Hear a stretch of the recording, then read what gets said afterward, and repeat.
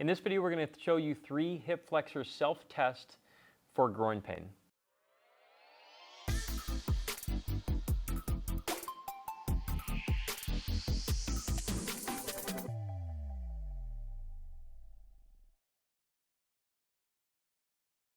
Hey everyone, I'm Sebastian. This is Desiree. We're part of locally world-famous chiropractors in Costa Mesa, California.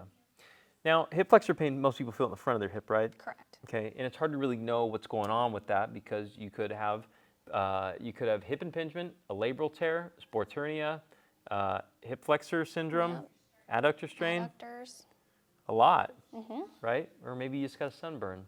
So we're going to do 3 self-tests to give you information, but to be fair, these are not the only tests that we do.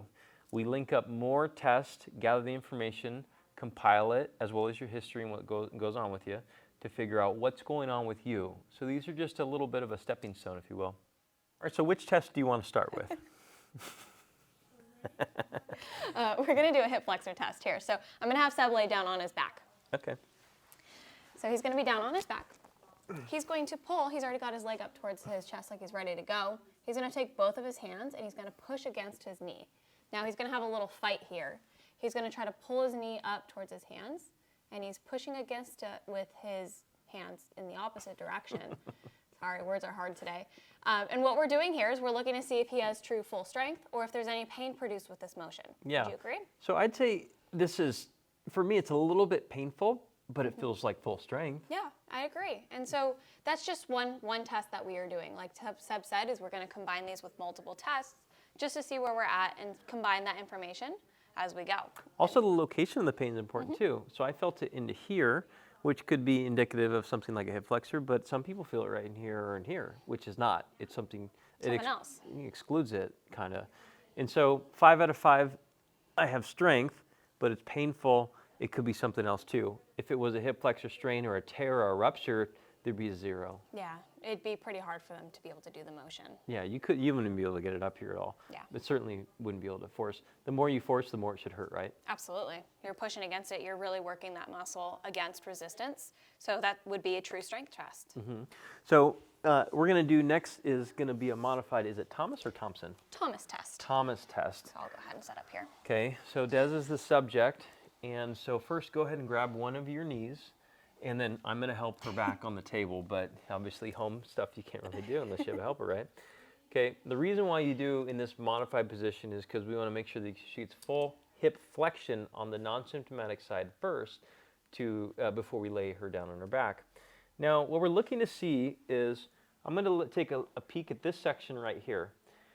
Now, I can stick my hand underneath here, so we could say that she's not really getting full hip extension.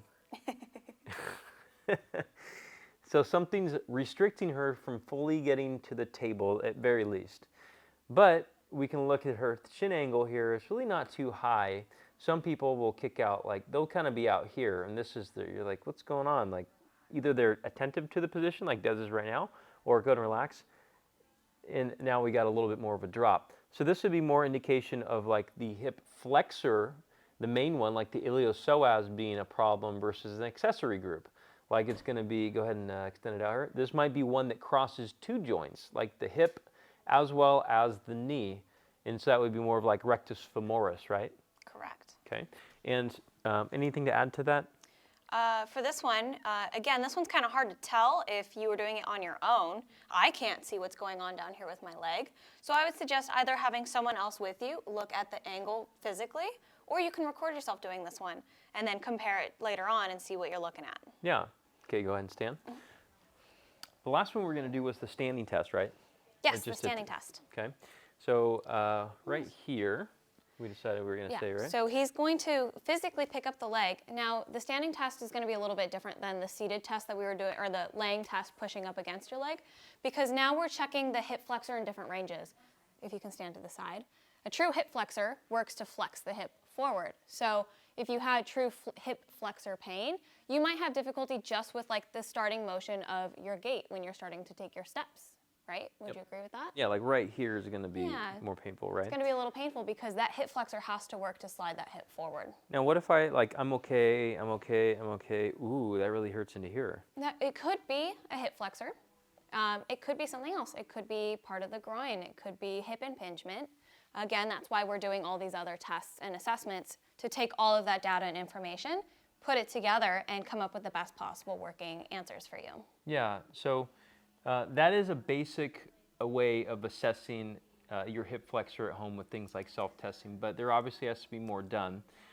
And a really good piece of information too is that I know some people have been told you tore your hip flexor. Did it bruise?